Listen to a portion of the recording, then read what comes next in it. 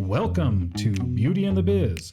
Discover how to grow your practice with effective cosmetic patient attraction, conversion, and retention advice from author, speaker, trainer, and cosmetic practice business and marketing coach, Catherine Maley, MBA. Hello and welcome to Beauty and the Biz, where we talk about the business and marketing side of plastic surgery. I'm your host, Catherine Maley, author of Your Aesthetic Practice, What Your Patients Are Saying, and consultant to plastic surgeons to get them more patients and more profits. Now, it is the week of New Year's Eve and then the new year of 2021, so that's what we're going to talk about. It's called Plan Out 2021. And before we do that, we're going to take a look at 2020 just for a second, just to say good riddance and to really remember that this is going to be the most epic moment in history that we got to be a part of. And you know, it's all in how you look at this. I think it really taught us quite a few lessons. I know I got quite a few lessons. And I'm in California, so we went under lockdown much earlier than a lot of other states. And they continue to mess around with that here. It's just still, I'm in Sausalito and it's just a ghost town. I feel so bad for all these small businesses and restaurants. I actually had no idea how many there were until they all closed. And wow, I don't know what's going to happen, but it's just been so insane. But, you know, then business stopped and surgery stopped. And the smart practices took that time to regroup and they worked on their processes. They did some staff training. You know, they really got their ducks in a row. And it started off slow. And then there was this huge demand for cosmetic surgery. And of course, I know we all know now it was because people had time for downtime, right? Because they were working at home, which actually, you have to think about this. You know how your coordinator always says, oh, it's all about price. They said no because of price. Well, look what we learned. It's not always about price. Downtime is a very big issue in our industry. So I actually would get together with your staff and figure out how can we make downtime as minimal and as hassle-free and as pain-free as humanly possible, because it turns out that's right up there with objections. I don't have time for downtime. So take a look at that. And it's so funny. I saw a meme the other day and it said, I'm not buying a 2021 planner until I see a trailer. I thought that was really funny because this uncertainty is going to continue. You know, we did have the elections and that was really, you know, making us uncertain about things. Well, now we're still uncertain about the politics, about the stock market. How is it going to react to the politics? How's the economy going to react? I mean, who knows? Nobody knows. So all you can do is really plan your upcoming year just to give yourself clarity and just, yeah, all you can do is give it your best guess. I would act as if, you know, you're going to be successful, you're going to have a successful year. I mean, you might as well, because the alternative is to just give up and that would be silly. Plus, you guys are doing pretty well right now. So just, you know, keep up that pace. But don't forget to work on your business as well as in your business. So you want to set up a plan to follow and then plan your behavior. And I'm just going to give you a couple tips on, you know, goals. I'm not necessarily goal setting, but just planning for, you know, this upcoming year.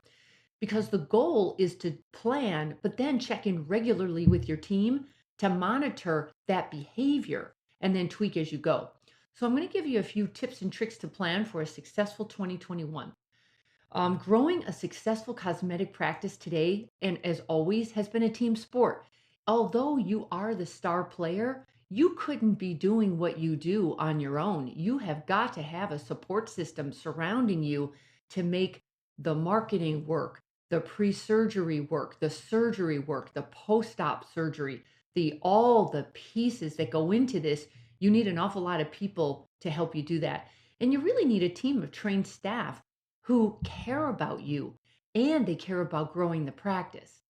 But your staff needs your leadership and your direction. So you'll want to come up with your what, why, and how plan for 2021. So let's start with the what. You want to have a team meeting and come up with this year's theme. I have always thought this has worked out very well when, like in my own business, we always have a theme. and it becomes your guiding light for the year. And it helps keep everybody on your team motivated. Like, so for example, last year our theme was to simplify. I, being my type A personality, I have a tendency to run after shiny objects, just like you're all, um, you know, purported to do. And I love to say yes to everything, but then I confuse the team. It gets complicated, and then nothing is getting done well. It's just all getting done, but very haphazardly. So we decided to simplify. This year, we're going to call it the year of resurgence because I just feel like we've been so cooped up. I just want to resurge with new and great energy. And I just want this to be a lot better. So you want to come up with your own that everybody agrees on. And that's the secret. You have to get everybody on board and buying into this because that way they own it and they're much more apt to see it through. And then when you come up with your theme, you want to display it in your staff lounge and you want to talk about it regularly and make a big deal out of it. Because when the stuff hits the fan and people are just, like, those days where you're just not feeling it, that's when you want your theme and remember, where you're going with things. Now, you want to decide your overall objectives for 2021, but keep it general for now. So, for example, you could say things like, okay, for 2021, we want to devise an automatic marketing plan to get new cosmetic patients at will. We want to win the Best Surgeons Award in our area this year. We want to choose a local charity to support. We want to improve the patient visit experience. We want to institute a patient retention plan. We want to simplify our processes and so on. But now you want to answer the question, why? Why do you want those things? Now, obviously, you want to make money since that's what keeps your doors open, but your staff needs their own reasons as well, because it can't just be we're all here to make Dr. Smith rich like that. It's difficult to get behind that because there's nothing in it for your staff. So come up with things that are interesting to them. For example, to transform even more lives than we have in the past, to give our patients a great experience that they'll brag about to their friends, to have fun at work. Everyone's so stressed out, nobody has any fun anymore. So I would definitely recommend adding more fun into this, to give back to the community and to make a living so your staff can enjoy their interests, such as family and hobbies. The why will get your team through those difficult times. So please get clear on this. And again, make sure they have buy-in and they come up with this because that's what will keep them going throughout the year. So now you answer the question, what do we want specifically? Now, these are the goals of the practice and the ones that you want to strive for. But here's my other tip. Rather than talk about revenues with the staff, I'll tell you, that can go either way. I've seen it a lot with practices I consult with. If you start talking about revenues, the staff oftentimes thinks that you are just rolling in dough and they don't realize the overhead that goes into all of this. So I would personally rather talk numbers of things rather than revenues. So for example, you can compare your numbers from 2018, 2019, and 2020. And I'm saying those 3 years because last year was so crazy. 2019 was probably an average year, but 2018, I would just average them out because you could have had a terrible 2018, a great 2019, and then a very sporadic 2020. So I would take those 3 years and I would take the averages. And what you're trying to do is pull out the number of surgical procedures you performed on average that year of that, the average year. Okay. And then of the average of all the 3 years, the number of non-surgical treatments performed, also your patient list. How many were on your list before and then, or so, how many are on your patient list, the number of patient visits, the number of surgical consultations, the number of surgeries performed, and then details, the number of reviews you got, the number of referrals, the number of before and after photos in your gallery, because those things also are what grow your practice with new cosmetic patients. I'll tell you, I hear it all the time. When I do the coaching club with my coordinators, we always look at what the patients who said yes What did they say to get them to a yes? And we hear it over and over and over. I love the surgeon's photos. He had great reviews, and my girlfriend recommended him. So, I would add that to this number that you're looking for, because now now that you know these numbers, you want to decide to better your best and now increase those numbers by a certain percentage. So that's your goal. Your goal is not to make 4 million. Your goal is to take this list of numbers and increase them by 10%, for example. Okay. Your staff can wrap their minds around that, but it won't happen just because you say it. You have to plan for it. So here's another tip. Rather than state the outcome, you plan the behavior it takes to reach that outcome. So for example, your receptionist will use the 5 phone fixes guide on each call, or your team will follow up on each lead using a 9-point checklist, or you will post to social media twice a week, or your coordinator will block time while you're in surgery to make pre-consult calls.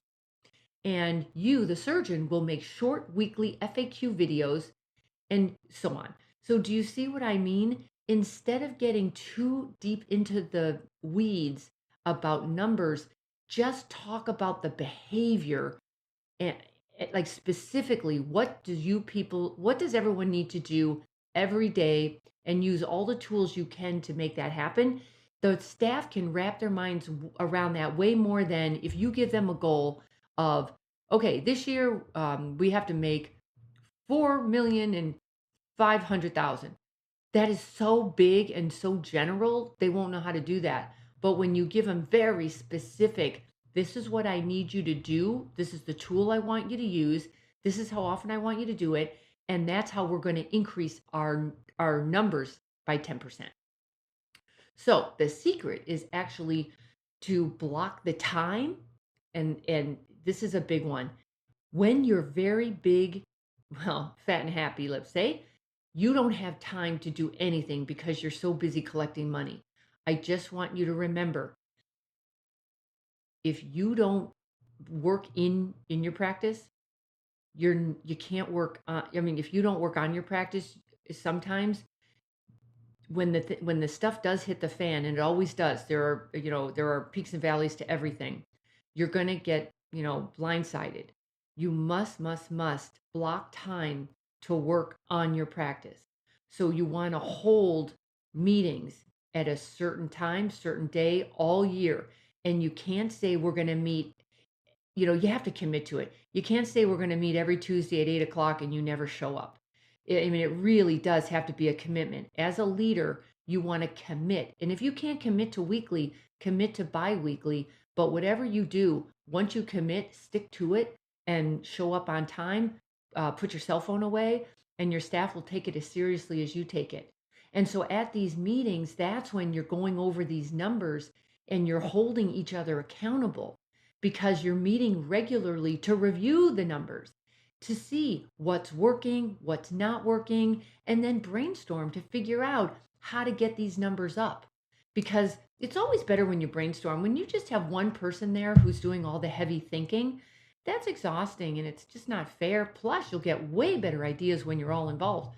So this, I hope, gives you a good framework for planning out 2021, because it's going to give you more control and more certainty, because that's what clarity does. And by the way, money is very attracted to clarity. So think of it that way.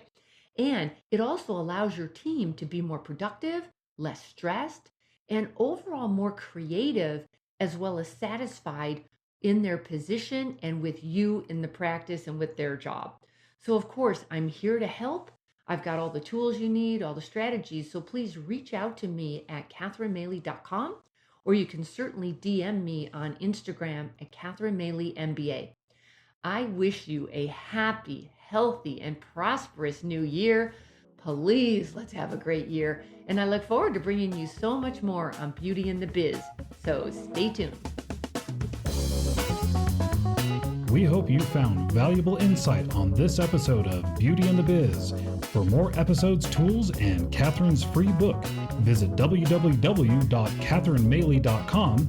That's www.catherine.com. And be sure to subscribe to get the latest practice building strategies delivered to you.